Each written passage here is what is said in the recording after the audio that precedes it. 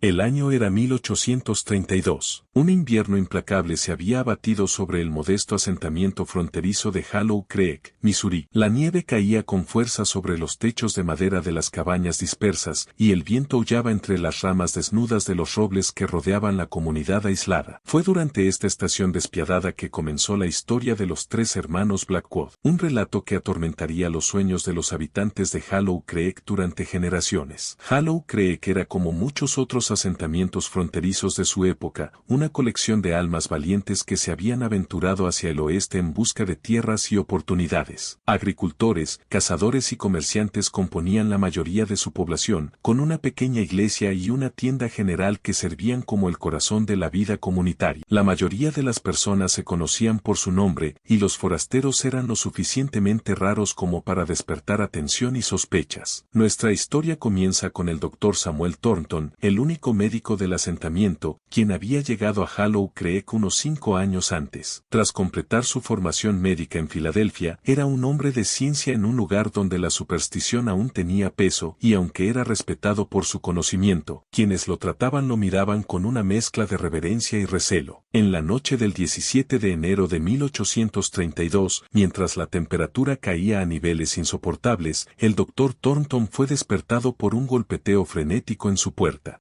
Envolviéndose en su abrigo de lana, se dirigió medio dormido a la entrada de su pequeña cabaña y encontró a Jacob Miller, el herrero del asentamiento, de pie frente a él, con el aliento visible en el aire helado. Dr. Thornton, jadeó Miller, con una voz tensa de urgencia. Tiene que venir de inmediato. Es en la finca de los Blackwood. Ha llegado el momento de Marta, pero algo no está bien. Lleva en trabajo de parto desde ayer por la mañana y la partera dice que jamás ha visto algo así. Sin dudarlo, el Dr. Thornton recogió su maletín médico, un bolso de cuero que contenía sus instrumentos quirúrgicos, tinturas y hierbas, y siguió a Miller hacia la noche. El trayecto hasta la granja de los Blackwood fue arduo. Sus caballos luchaban contra la nieve profunda mientras recorrían las 3 millas más allá del límite del asentamiento. La granja Blackwood estaba aislada de sus vecinos, enclavada al borde de un denso bosque que los lugareños habían comenzado a llamar el bosque susurrante. Ezequiel Blackwood había mudado a su esposa Marta a esta ubicación remota hacía unos 8 meses, comprando la propiedad a una familia que la había abandonado bajo circunstancias misteriosas. La pareja era reservada y rara vez se aventuraban a Hollow Creek. Poco se sabía de ellos, más allá de la afirmación de Ezequiel de que venían de Kentucky en busca de un nuevo comienzo. Al acercarse a la casa, el Dr. Thornton podía oír los gritos agónicos de Marta atravesando el viento aullante. El sonido le provocó un escalofrío que no tenía nada que ver con el frío invernal. Había algo antinatural en el tono y la duración de esos alaridos, algo que le erizó la piel. En el interior, la cabaña estaba tenuemente iluminada por velas y una fogata rugiente. El aire estaba cargado con el olor metálico de la sangre y algo más, algo pútrido y desconocido. Marta yacía en la cama, su camisón empapado en sudor a pesar del frío. Su rostro estaba contorsionado por el dolor, y su vientre parecía moverse y ondular de una manera que el Dr. Thornton jamás había presenciado en sus años asistiendo partos. A su lado estaba la viuda Hawkins, la experimentada partera del asentamiento, con el rostro pálido por el miedo. Nunca he visto algo así, doctor, susurró mientras Thornton se acercaba. Las criaturas se mueven dentro de ella como si fueran de líquido. No puedo sentir extremidades ni cabezas, solo movimiento, como serpientes retorciéndose bajo la piel. El Dr. Thornton se quitó el abrigo y se arremangó. ¿Criaturas? ¿Habla de más de un niño? Por mi cuenta, son 3, respondió la partera. Pero no son naturales, doctor. Ningún bebé debería moverse así. En una esquina de la habitación, Ezequiel Blackwood estaba rígido en una silla de madera, con la mirada fija en el suelo. Era un hombre alto y demacrado, con mejillas hundidas y unos ojos tan oscuros que parecían negros a la tenue luz. No hizo gesto alguno ante la llegada del doctor, sus labios se movían en silencio como si rezara. Se acercó a Marta y colocó sus manos sobre su abdomen distendido. Lo que sintió bajo sus palmas desafiaba todo entendimiento médico, movimiento sin estructura, peso sin solidez. Era como si lo que crecía dentro de Marta Blackwood no estuviera completamente formado, o quizás formado de una manera que la medicina jamás había documentado. Durante horas, el doctor trabajó para traer a los bebés al mundo, usando cada técnica que había aprendido en su formación. El parto no se parecía a ningún otro que hubiera atendido. Los gritos de Marta dieron paso a un silencio escalofriante mientras ella iba perdiendo y recuperando el conocimiento. Cuando el primer niño por fin emergió, el doctor Thornton casi lo dejó caer del susto. El infante, si es que se le podía llamar así, era pálido como la luz de la luna, su piel casi translúcida. Pero lo que realmente horrorizó al médico fue la consistencia del bebé. Parecía carecer de estructura ósea, sus extremidades se doblaban y torcían de formas imposibles mientras él lo alzaba de la cama de parto. Y cuando cortó el cordón umbilical, no brotó ni una gota de sangre, ni del cordón ni del infante, que en el nombre de Dios, susurró, acunando al extraño niño. A pesar de su apariencia de otro mundo, el bebé vivía, su pecho subía y bajaba con respiraciones superficiales, y sus ojos, de un blanco nublado, sin color, parpadeaban al mirarlo. La partera se persignó y retrocedió. Esto no es natural, repitió, sin huesos, sin sangre, no es de este mundo. Antes de que el doctor Thornton pudiera responder, el cuerpo de Marta se convulsionó cuando comenzó a salir el segundo niño. El proceso se repitió, y pronto el doctor sostenía a un segundo infante, idéntico al primero, sin huesos, sin sangre, pero innegablemente vivo. Luego vino un tercero, completando el trío de hijos imposibles. Durante todo el parto, Ezequiel permaneció inmóvil en su rincón, sus oraciones murmuradas se volvían más fervientes con cada nacimiento. Solo cuando el tercer infante fue limpiado y envuelto en mantas, finalmente se levantó y se acercó a la cama donde sus hijos yacían junto a su madre exhausta. Los hermanos Blackwood, dijo, con una voz carente de la alegría que se esperaría de un nuevo padre. Elías, Isaías y Jeremías. El doctor Thornton observó al hombre con atención, notando su falta de sorpresa ante la condición de sus hijos. Señor Blackwood, dijo con cautela, sus hijos parecen haber nacido con una condición que jamás he visto. Carecen de estructura ósea y sangre. ¿Ha ocurrido algo similar antes en su familia? Los ojos oscuros de Ezequiel se alzaron para encontrar la mirada del médico. Son como deben ser, respondió enigmáticamente. Los recipientes han sido preparados. Antes de que el doctor Thornton pudiera cuestionarlo más, Marta emitió un débil gemido desde la cama. El doctor dirigió su atención hacia ella, alarmado por su estado y por la extraña consistencia del fluido que seguía saliendo de su cuerpo. No era sangre, sino una sustancia clara y viscosa que le recordaba a la savia de los árboles. Ella necesita atención, dijo con firmeza. Debo regresar a mi cabaña por más suministros. Y estos niños requieren una evaluación más profunda. Usted ha cumplido con su deber, doctor, replicó Ezequiel, con un tono que dejaba claro que ya no necesitaban los servicios del médico. Mi esposa y mis hijos serán atendidos conforme a nuestras costumbres. La viuda Hawkins, que no había dicho nada desde el nacimiento del primer niño, de pronto agarró con fuerza el brazo del doctor Thornton. Debemos irnos de aquí, susurró con urgencia, antes de que caiga la noche. Esto no está bien, doctor. Nada de esto. A pesar de su curiosidad médica y su preocupación por Marta y los bebés, el doctor Thornton se encontró de acuerdo con la evaluación de la partera. Había algo profundamente perturbador en la granja Blackwood, algo que iba más allá de la naturaleza extraña de los trillizos. A regañadientes, empacó su maletín médico, dejando instrucciones detalladas para el cuidado de Marta y prometiendo regresar al día siguiente. Al partir junto a la viuda Hawkins, montados a caballo con Jacob Miller guiándolos, el doctor Thornton miró una última vez hacia la casa aislada. En una ventana del piso superior, juraría haber visto una figura observándolos, una figura demasiado alta y delgada para ser Ezequiel Blackwood. Al regresar a Hollow Creek, el doctor Thornton de inmediato